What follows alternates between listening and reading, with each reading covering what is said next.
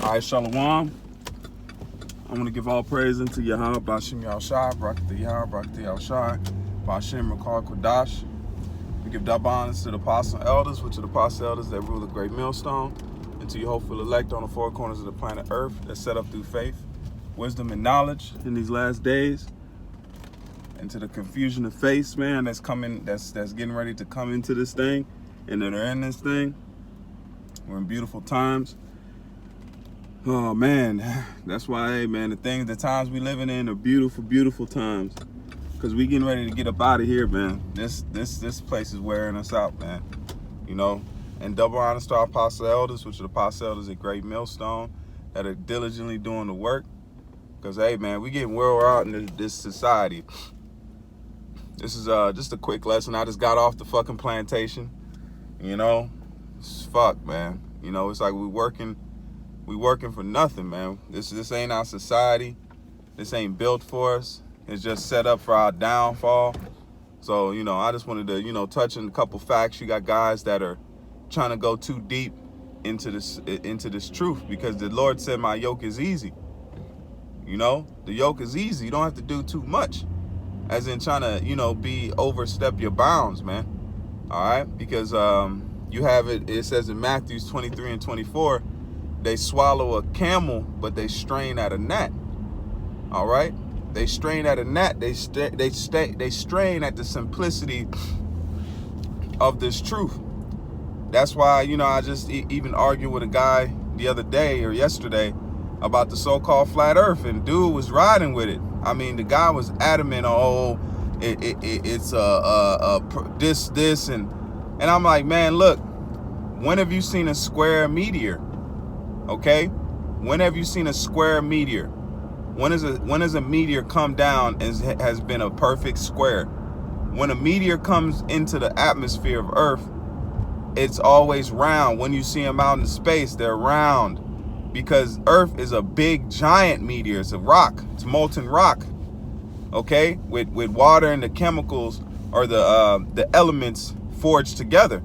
All right, and compacted together. When have you seen? Because that's the same. It's in the Salakia. It's in the same atmosphere as those meteors. So the same thing that's forcing those meteors to be made into round objects is the same thing that's forcing the Earth to be made into that same round object. You know, but I mean, it's here and there. But I just wanted. I was watching the Lineup King Remix King, and dude started going into deep things and big words and gases, which in my mind, I'm thinking, where'd you get that? Is Esau, man. You know, Esau's the one that's pushing that type of mentality or that type of thought, because that's negating the Bible and bringing in some other kind of madness and some other kind of leaven into it. But that's what it says in Matthew 23 and 24. It says they swallow a camel, but they strain at a gnat. This thing is simple, man. Simple.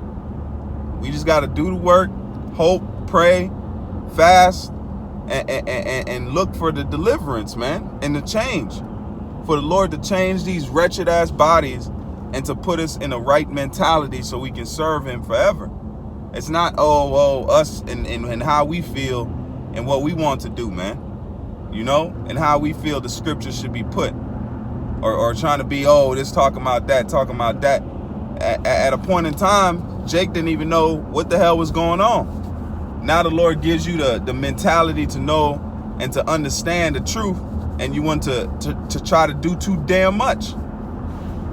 All right. And the next scripture I wanted to go into was Isaiah 9 and 16. It says it calls them to err, because the guys that's going to follow this dude and follow his ways and follow the other doctrines, that's why it says in Revelations that they were virgins.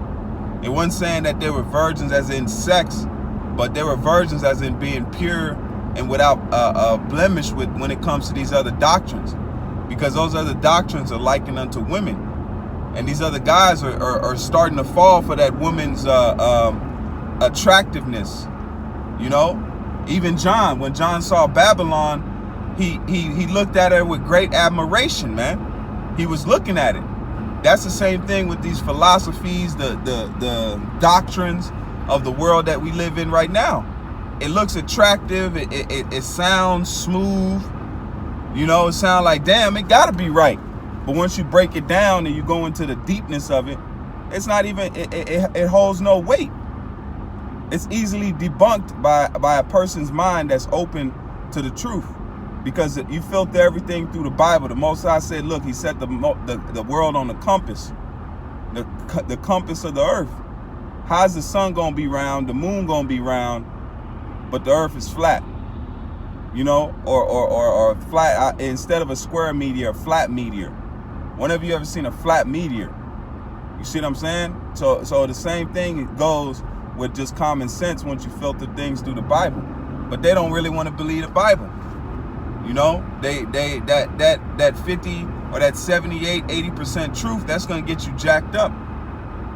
It'll get you messed up, man. But like it says, like Isaiah 9:16, is that they cause them to err, because they're erring right now. They're being rebellious and don't want to understand that, man, look, the truth is being given to men by portion. And then now in these last times, before the last hurrah, the Most High gave out 100% truth to certain men. You know, Jake's still in the world, man. You got to understand, you got to be under tutors. You can't have a tutor and all of a sudden you want to go above your tutor. You don't know everything yet. You're still learning. You're still learning. And you might think you got it, but you really don't got the whole concept of it. You might be good at what you're doing, but I remember times when I was tile setting, I was an apprentice. And when I started doing my apprenticeship, I started to get it. I started to get good at it. And I was like, yeah, man, let me try to do it. Let me try to get it done.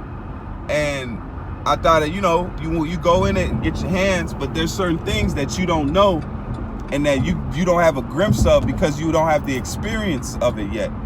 You can be good at something, but experience goes a long way. Okay, experience takes you to that next level. That's why you have to experience it. Just like we had to experience slavery, we experienced that. We have experience under our belt.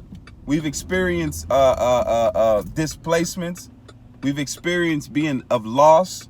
We've experienced evil.